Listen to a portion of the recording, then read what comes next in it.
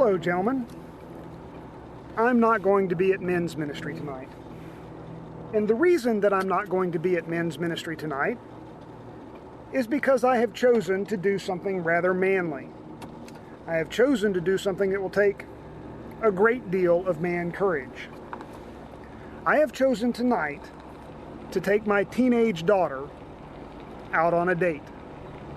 Now, the reason that I'm doing this instead of being with you is because, well, it's fun.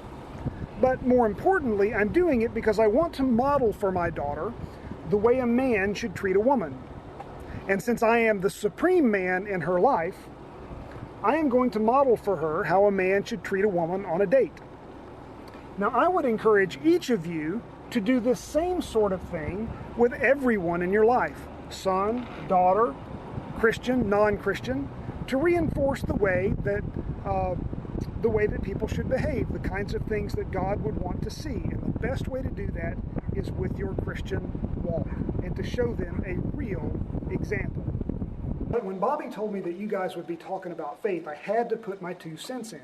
Faith is a very important subject to me and one of my favorites. And the reason that faith is important to me is because it's important to God. Hebrews 11:6 tells us that without faith it is impossible to please God. Well, why would that be? Why is it impossible to please God without faith?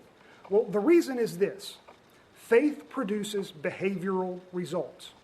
If you believe that your employer is not going to pay you, then you're not going to go back to your employer. If you do not have faith that the brakes in your car are safe, then you're probably not going to get in your car. And if you don't have faith that God exists and that He's a rewarder of the things that He tells you to do, then you're not going to do those things that God tells you to do. If you believe that God is real, and if you really believe that He has things for you to do in this life, and if you believe that He's going to take care of you in the end over all of the trials that you might experience in life, you're going to be very likely to do those things He tells you to do. That's why faith is important to God. If you believe God, and if you believe that God is moving you to a different job, you're going to leave the security of your current job to go to the perceived insecurity of another job. That's because you have faith in God. And that's why God is pleased by faith. But if we don't exercise the faith that God has given us, that means we won't do those things He's called us to do, like the Great Commission. And if we don't do the Great Commission, and if we don't get involved in the lives of people, our sanctuaries will look like this, empty.